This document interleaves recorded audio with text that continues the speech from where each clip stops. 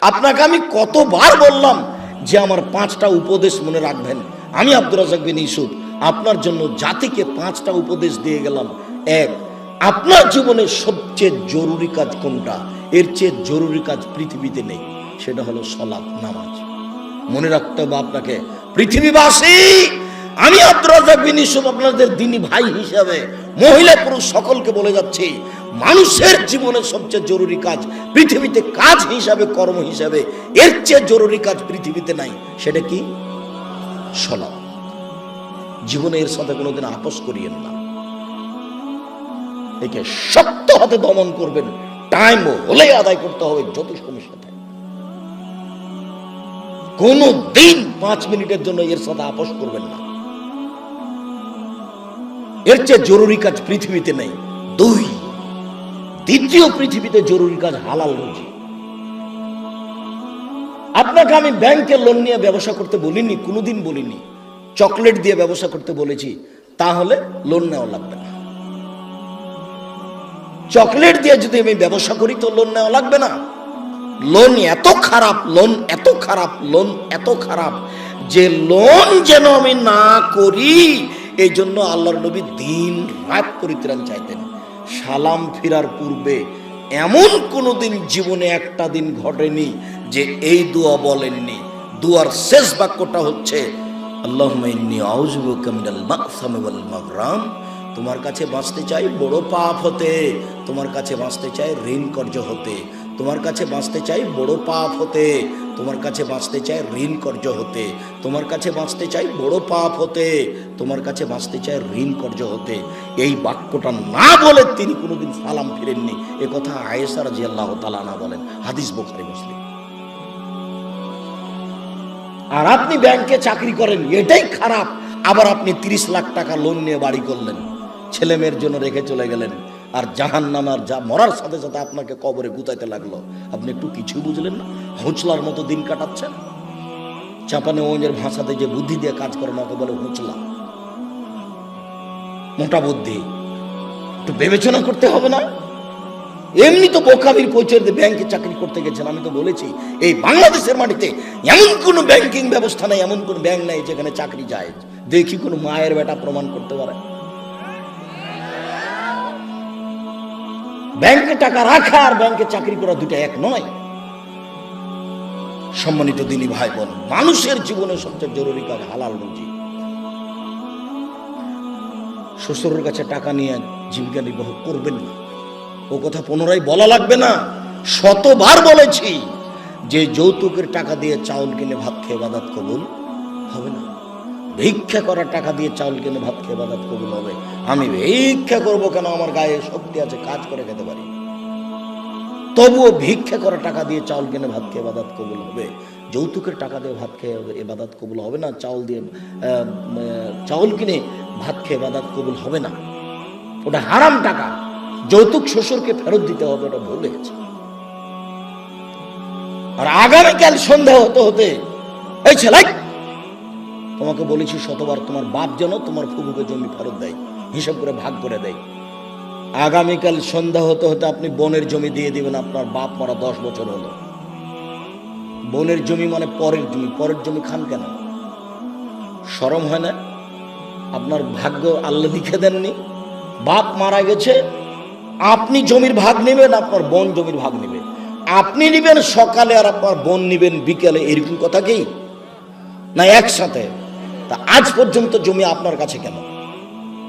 আপনাদের 4 ঘাট কোন দিক থেকে একটা লোক গেছে আমার কাছে, তো বলছে আমি অংশ বন্টনের উপরে ডক্টরেট ডিগ্রি করব, সেই জন্য আপনার কাছে এসেছি। কি করবেন? কি বলে আপনাকে কিছু জিজ্ঞাসা করব। প্রথমে বলছে আপনার আমি পরীক্ষা নিব। আমারই পরীক্ষা নেবেন? আচ্ছা ভালো, কি জিজ্ঞাসা করবেন করেন তো। তো কিছু মাসলা জিজ্ঞাসা করল এই ফারাইজ সম্পর্কে। করার পরে বলছেন আমাকে এটাই মনে হয় আমার পরীক্ষা। সেটা হলো এই, আপনার বাপ মারা গেছে না বেঁচে আছেন? মারা গেছেন। কতদিন হলো? এতদিন। তো আপনার জমি জায়গার খবর কি? তা বললাম যে আমার বাপকে মাটি দিয়ে এসে আগে জমি ভাগ করেছি, তারপরে খাওয়া দাওয়া। খাওয়ার আমরা আগে খাইনি, আগে জমি ভাগ করেছি তারপরে খাওয়া। যদিও জমি আমি একটু চিনি, আমার ছোট ভাই চিনি না। আমরা কোনোদিন জমিতেই যাইনি। আমার আব্বা একজন ছোট কৃষক ছিলেন, 20-25 বিঘা জমি রাখতেন। যখন পশ্চিমে থাকতাম তখন বলতো ধান বিক্রি এত টাকা, কালাই বিক্রি এত টাকা, সরিষা বিক্রি এত টাকা, পেঁয়াজ বিক্রি এত টাকা, মোট 1000 টাকা পাঠালাম। তখন আমি ভাবতাম যে আমার আব্বাকে 1000 টাকা সংগ্রহ করতে অনেক পরিশ্রম করতে হয়েছে। ওই কথা আমার এখনো দিনের মতো মনে পড়ে। আমার আব্বা আমাকে বলতেন যে আমি যতদিন বেঁচে আছি ততদিন তোমাকে জমিতে যেতে হবে না, কোনো কাজ করতে হবে না, যদি কাজ করে খেতে হয় তাহলে আমার মরার পরে। আমার এই বাপের আমার এই বাক্যটা আমি ভুলতে পারি না, যে তোমরা যদি কাজ করে খাওয়াই লাগে তা আমার পরে খাও, আমি যতদিন আছি তোমরা ততদিন এই জমি জায়গাতে যায় না। শুকরিয়া, জাযাকুমুল্লাহ খায়র। যেটা বলছিলাম হালাল রুজি, 3 কোরআন তেলাওয়াত, 24 ঘন্টায় একবার কোরআন মাজিদ তেলাওয়াত করবেনই, করতেই হবে, নাহলে কোরআন বিপক্ষে চলে যাবে। বেশি না পড়লো কি বলেছি সূরা ইখলাস 3 বার পড়েন, একবার কোরআন মাজিদ পড়ার সমান নাকি হয়। কেন পড়েন? আজকে বলেন তো যে আমি পড়েছি, বলেন এই ছেলে তুমি লাভ দিয়ে বলো যে আমি পড়েছি, একটু হিসাব হয় না কেন? কেন পড়তে পারেন না? কেন পড়তে পারেন না? কি আছে সমস্যা যে পড়তে পারেন না? কেন পড়বেন না? সূরা ইখলাসটা আপনি 3 বার কেন পড়বেন না? নিজেকে মানুষ মনে করেন না? নিজেকে গরু ছাগল মনে করেন? বুঝেও বুঝে না ওরা চক্ষু, বুঝেও বুঝে না ওরা অন্তর আছে বুঝে না, দেখেও দেখে না ওরা চক্ষু আছে দেখে না, শোনেও শোনে না ওরা কান আছে শোনে না। উলায়েকা কাল আনাম, তারা পশু প্রাণীর মতো, তারা গরু ছাগলের মতো, তারা কুকুর শ্রীগলের মতো, বাল হওয়া জাল বরং তার চেয়ে খারাপ। নিজেকে গরু ছাগল মনে করেন, পশু প্রাণী মনে করেন? কেন আপনি পড়েননি কোরআন মাজিদ আজকে? অন্তত সূরা ইখলাসটা কেন পড়েননি? এটা হলো 4 নম্বর। 1 সালাত, 2 রুজি, 3 কোরআন তেলাওয়াত, 4 দুইজন যেখানে বসে আছে সেখানে বসবেন না। ওখানে বসে ওরা একজনের বদনাম করছিল, আপনি গিয়ে যদি বলেন হ্যাঁ ঠিক বলেছিস আসলেও খারাপ, এখন কি হবে? তাহাজ্জুদ সারা জীবনে যা পড়েছেন ওইটা যদি এক পাল্লায় দেওয়া হয়, আর ঠিক বলেছিস আসলেও খারাপ এই বাক্য যদি এক পাল্লাতে দেওয়া হয়, পুরো জীবনের তাহাজ্জুদ হারিয়ে যাবে। আপনি বলতে পারেন, বুঝতে পারেন ল্যাংটা মেয়েকে দেখছি আর গল্প জমাচ্ছি, এটা কত বড় খারাপ, আর মানুষের বদনাম কানে শুনছি, এটা কত বড় খারাপ, আপনাকে আমি বুঝাতে পারি না। 4 জন যেখানে, 2 জন যেখানে বসে আছে সেখানে বসবেন না। 5 ছেলে মেয়ে স্ত্রীর উপরে হন কঠোর, খুব কঠোর, চোখ যেভাবে ঘুরে বউ সেভাবে চলে, তার নাম ক্ষমতা। আহাল পরিবারের উপরে খুব কঠোর হতে হবে, শক্ত হাতে পরিবারকে দমন করতে হবে, নইলে তাহাজ্জুদে আপনি টিকতে পারবেন না। শেষে দেখা যায় বেটির কারণে বইয়ের কারণে জাহান্নাম হয়ে গেছে। শতদিন বলেছি, আল্লাহ নবী বলছেন 3 শ্রেণীর মানুষ জাহান্নামে যাবে।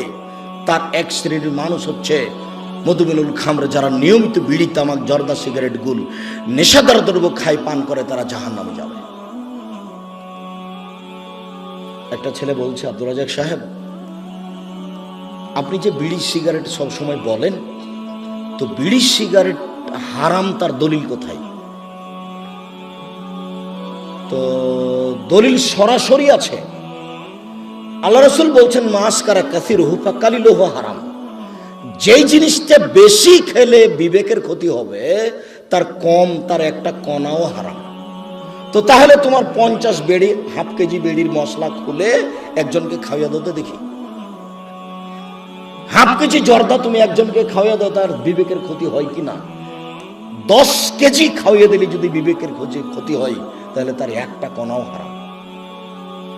আল্লাহ রাসূল বলেছেন, এক বাক্য বলেছেন এমন ভাবে কিয়ামত পর্যন্ত সারা পৃথিবীর সব জায়গাতে চলবে। কাজেই হালাল রুজি খাবেন, আর জরুরি প্রয়োজন ছাড়া কোথাও বসবেন না, আর পরিবারের উপরে খুব শক্ত, খুব কঠোর হতে হবে। সম্মানিত দিনী ভাই বোন, এই 5টা উপদেশ থাকছে। বলছিলাম আমার দিনী বোনদের ব্যাপারে একটু অনুরোধ জানাচ্ছি। দেখুন, 4টা কাজ করতে পারলে আপনার জন্য জান্নাতের সব দরজা খোলা। আপনি 4টা কাজ করেন, জান্নাতের যে কোনো দরজাতে যেতে পারবেন। আমি বলিনি এই কথা মুহাম্মদ সাল্লাল্লাহু আলাইহি সাল্লাম বলেন। 1 সালাত খামসাহ, 5 ওয়াক্ত সালাত আদায় করুন। এই ছেলে, তোমরা ওখানে ভাবে দাঁড়িয়ে কেন? বসো। দিনী ভাই বোন, আমি আপনাদেরকে অনুরোধ করছি, আপনারা দয়া করে দোকানপাটে কেউ থাকিয়েন না, রাস্তাঘাটে চলাচল করিয়েন না। এখন কোনো কাজ করার প্রয়োজন মনে করেন না। আপনার আমি কিছু না কিছু উপকার করবই করবো ইনশাআল্লাহ। আপনিও যেমন কষ্ট করে এসেছেন, আমিও তেমন কষ্ট করে গেছেছি। আমি 7:30 8টার দিকে বাসায় পৌঁছেছি। বরিশাল বরগুনায় ছিলাম রাতে। বরিশাল বরগুনা থেকে আমি রাতে বক্তব্যের পরে যাত্রা আরম্ভ করে সকাল 8টার দিকে আমি প্রতিষ্ঠানে পৌঁছেছি। এটা নিয়ে আমার কোনো খেয়ালই ছিল না। এশা সালাতের পরে অবগত হয়ে আমি আসলাম। আমি কষ্ট করে এখানে এসেছি, আপনি চায়ের স্টলে বসে থাকবেন? আপনাকে আমি মানুষ মনে করব? কেন আপনাকে আমি মানুষ মনে করব? আল্লাহ আপনাকে পশু প্রাণী বলছেন, আমি কেন বলবো? আপনি পশু প্রাণীর মতো। পশু প্রাণীর মতো না হলে আমি দিনের কথা বলছি, আপনি ওখানে বসে থাকবেন কেন? সম্মানিত দিনী বোন, এদিকে শোনেন। এই মেয়ে শোনো, 1 5 ওয়াক্ত সালাত, 2 সমাত শাহরাহা, রমজান মাসে রোজা সিয়াম, 3 আতাত বালাহা, স্বামীকে মেনে চলা, তিতা লাগলেও মিঠা লাগলেও মেনে চলতে হবে, 4 জেনায় লিপ্ত না হওয়া। এই 4টা কাজ করবেন, জান্নাতের সব দরজা খোলা। 4 নাম্বার জেনা। জেনা যদি হয়ে গিয়ে থাকে তাহলে এখন থেকে কান্নাকাটি করেন। যদি আপনি খালেস অন্তরে কান্নাকাটি করতে পারেন দিন রাত, তাহলে আল্লাহ জেনার পাপটাকে নেকি দিয়ে পূর্ণ করে দিবেন। আর আল্লাহ ওয়াদা করেছেন আপনার সাথে, অনাহা নাফসা আনিল হাওয়া ফাইনাল জান্নাতা হিয়াল মাওয়া। পৃথিবীবাসী মনে রেখো, আল্লাহ তাআলা বলছেন, পৃথিবীবাসী মনে রেখো, তোমরা যদি অশ্লীল কাজ থেকে নিজেকে বিরত রাখতে পারো, আমি আল্লাহ তোমাকে জান্নাতুল মাওয়া দিয়ে দিলাম। ওটা তো আল্লাহর ওয়াদা। আপনি অশ্লীল কাজ বন্ধ করেন, জান্নাতুল মাওয়া আপনার জন্য প্রস্তুত আছে। এটা মানুষে বলেননি, এটা নবী বলেননি, এটা সরাসরি আল্লাহ বলছে। অতএব যদি কারো জেনা হয়ে গিয়ে থাকে, বন্ধ করেন, আপনি ভালোর মধ্যে চলে যাবেন। স্বামীর সাথে ভালোভাবেই চলতে হবে। আপনার স্বামী আপনাকে গালি দেয়, এ কথাই ঠিক। আপনার স্বামী আপনাকে মারে, এ কথাই ঠিক। আপনার স্বামীর মুখ খারাপ, এ কথাই ঠিক। এর পরেও কোনো উত্তর না করে পাথর হয়ে এই সংসার করেন, এটাই আমার পরামর্শ। আমি আপনার দিনী ভাই হিসেবে আপনাকে আমি পরামর্শ দিচ্ছি, যেহেতু 2-1টা ছেলে মেয়ে হয়ে গেছে, আপনি এই সংসার করেন, ওর সাথে কথা বলেন। সপ্তাহ সপ্তাহ কথা বলেন না, রান্না বান্না করে ছেলের হাতে মেয়ের হাতে দিয়ে পাঠান। আর 1 গ্লাস পানি চাইলে সামনে গ্লাসটা রেখে ঠ্যাক্কস করে রেখে দিকে হেঁটে চলে যান। এভাবে সংসার করলে আল্লাহ অসন্তুষ্ট থাকবেন, পরকাল জাহান্নাম হয়ে যাবে। এই সংসার করতে হবে না। আমার কথা আপনি মেনে চলেন, কষ্ট হোক, মুখ বন্ধ করেন, প্রতিবাদ করিয়েন না, তার সাথে মিশে চলেন, তার পায়ের নিচে দুনিয়া শেষ করে দেন, তাকেই ভালোবেসে দুনিয়া শেষ করে দেন, আপনার জন্য ভালো হবে, জান্নাত হবে। শেষ পর্যন্ত যদি বুঝেন যে সংসার হবেই না, তাহলে এভাবে ঝুলন্ত থাকতে হবে না, আপনি খোলা করে নেন। যে কোনো মহিলা যে কোনো স্বামীর সাথে খোলা করতে পারে, যে আপনার সাথে থাকবো না, চেয়ারম্যান সাহেবরা ঠিক করে দেন, কাজী সাহেব ঠিক করে দেন, আমাকে একটা খোলা তালাক লিখে দেন, আমি আমার স্বামীর ভাত খাবো না। আপনি করেন, 1 মাস পরে অন্য জায়গাতে বিবাহ বসেন, কিন্তু ঝুলন্ত অবস্থায় এভাবে থাকিয়েন না। মাস মাস বছর বছর স্বামীর সাথে কথা বলবেন না, এটি ঠিক নয়। কষ্ট করে, গালি সহ্য করে, মায়ের সহ্য করে আপনি চুপচাপ থেকে সংসার মেনে নেন, আপনার জন্য ভালো হবে। যদি শেষ পর্যন্ত বুঝেন যে হবেই না, তাহলে 7 দিন পার করতে হবে না, সংসার বাদ দেন। 4টা কাজ করেন, জান্নাতের সব দরজা খোলা আপনার জন্য। আপাতত কথা শেষ। আপনি আমার দিনী বোন। 1 5 ওয়াক্ত সালাত, 2 রমজান মাসে রোজা, 3 স্বামীকে মেনে চলা, 4 জেনায় লিপ্ত না হওয়া। জেনা যদি ঘটেই থাকে তাহলে মরা পর্যন্ত কান্নাকাটি করেন, যা পাপ হয়েছে সেটা আল্লাহ নেকি দিয়ে পূর্ণ করে দিবেন ইনশাআল্লাহ। এবার আপনাদের সাথে একটু জরুরি কথা, যেটা আল্লাহ রাসূল বলেছেন, স্বামী হিসাবে, বাপ হিসাবে জরুরি কথা হচ্ছে, 1 যে মানের আপনি খাচ্ছেন বউকে স্ত্রীকে সেমানের খাওয়াবেন। 2, যে মানের কাপড় আপনি পরছেন বউকে স্ত্রীকে সেমানের পরাবেন। 3, কখনো কটু কথা বলবেন না। স্ত্রীকে কটু কথা বলা নিষেধ, গালি দেওয়া নিষেধ, নিন্দা করা নিষেধ। শ্বশুর শাশুড়ির ব্যাপারে মন্তব্য ভুলেও কোনোদিন ঘুমের ঘরেও করবেন না। শ্বশুর শাশুড়ির বিরুদ্ধে কোনোদিন কথা বলবেন না। স্ত্রীকে কখনো কটু কথা বলবেন না। বলবেন না ভুলে যে তোমার রংটা কালো, বলবেন না ভুলে যে তোমার ঠোঁটটা মোটা। একবার যদি ঠোঁট মোটা বলেন 10 বছর আপনাকে ভালোবাসবেন। ওরা হচ্ছে কম বুদ্ধির প্রশংসা প্রিয় মানুষ, সব সময় প্রশংসা করেন, তুমি খুব ভালো, তুমি খুব ভালো, তোমার মতো কোনো মেয়ে দেখি না, সারা রাত পাটি বেঁধবে। তার কাছে সেবা নেওয়ার চেষ্টা করেন, কটু কথা বলিয়েন না। 4, মুখের উপরে মারবেন না, কোনো সময় না, মুখের উপরে মারবেন না। গালে থাপ্পড় মারবেন না, আল্লাহর নবী নিষেধ করেছেন কঠিনভাবে। 5, ওলা তাত্র খাইল্লা ফিল বাইতে, নিজের বাড়ি ছাড়া কোথাও থাকতে দিবেন না। যেতেই পাবে না খালার বাড়ি, ফুফুর বাড়ি, মায়ের বাড়ি, নানির বাড়ি, কোনো বাড়ি যেতে পাবে না। বিবাহের বাড়ি তো অসম্ভব হতেই পারে না। দাওয়াত দিয়েছে আপনি যাবেন, আপনার ছেলে যাবে, আপনার বউ যাবে কেন? বিবাহের বাড়িতে গেলে স্বামীর সংখ্যা বেশি হয়ে যায়। কমিউনিটি সেন্টারে যাওয়ার কোনো প্রশ্নই আসে না, বাজারের তো কোনো প্রশ্নই আসে না। পুরুষের পরিচয় দিবেন, কই আমরা তো কোনোদিন বাজারে যাই না, আমরা তো বেঁচে আছি দুনিয়াতে। আমাদের আহাল পরিবারের তো কোনো সময় বাজারে যায় না, আমরা তো আছি দুনিয়াতে বেঁচে। আপনার বউ কেন বাজারে যাবে? কেন? কাপুরুষ আপনি? বেটা মরে গেছে, স্বামী মরে গেছে, আপনি মারা গেছেন, আপনার ছেলে মারা গেছে, কেন আপনার বউ বাজারে যাবে? নিজেকে পুরুষ মনে করেন না? এই 5টা জিম্মেদারি পালন করবেন। 5ম নম্বরটা খুবই শক্ত। এটাই ছিল 5টা উপদেশের শেষ। স্ত্রী পরিবারের উপর কঠোর হতে হবে, আপনার কথাই চলবে এই বাড়িতে। তাকে কোনোদিন কাপড় কিনতে দিবেন না যতদিন পর্যন্ত না বুঝেছে যে আপনি মোটা কাপড় কিনলো আমার কাছে মিঠে, চিকন কাপড় কিনলো আমার কাছে মিঠে। যতক্ষণ পর্যন্ত আপনার স্ত্রী এইটা না বুঝেছে ততক্ষণ পর্যন্ত সংসারে শান্তি আসবে না।